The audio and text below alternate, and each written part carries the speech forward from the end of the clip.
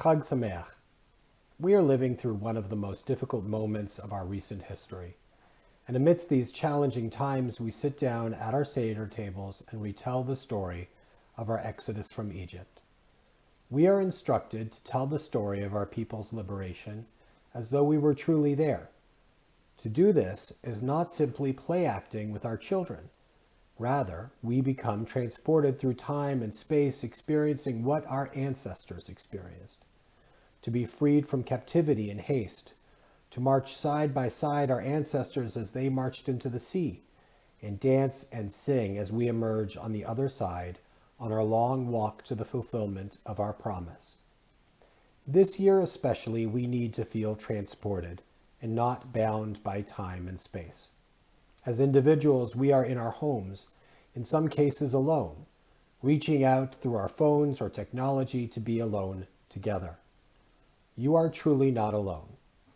Through space and time, we are united.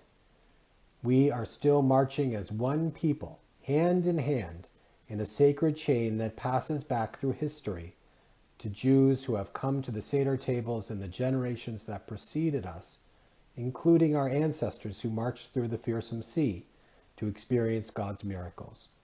And so too are we marching with the generations to come in this sacred dance of tradition. No matter the circumstances, these generations had hope in their heart that when they concluded the Seder and called out next year in Jerusalem, that the world could be made better and more whole through acts of tikkun, acts of healing. Please note that on their journey, our ancestors traveled in haste, not having the time to let their bread rise. It's in the reality and imperfections that our ancestors found sacredness. Our Seders are not perfect. The technology will be glitchy. We may not have everything we had in years past. We may be physically distant from each other, but please be kind to yourselves. Imperfections should not diminish the power and sacredness of these moments that we were spending together. Rather, it is in the spirit of our ancestors that we will celebrate Passover. Our ancestors who made do with what they had and knew precisely what was most important, the people with whom we share our journeys. So let us tell our story. Let us revel in our freedoms even now. Let us be grateful not only for the liberations and liberators of our past, but grateful for those who are working tirelessly to keep us safe and free from affliction, even today. Let us be grateful for all those whose work keeps our society functioning through this perilous night.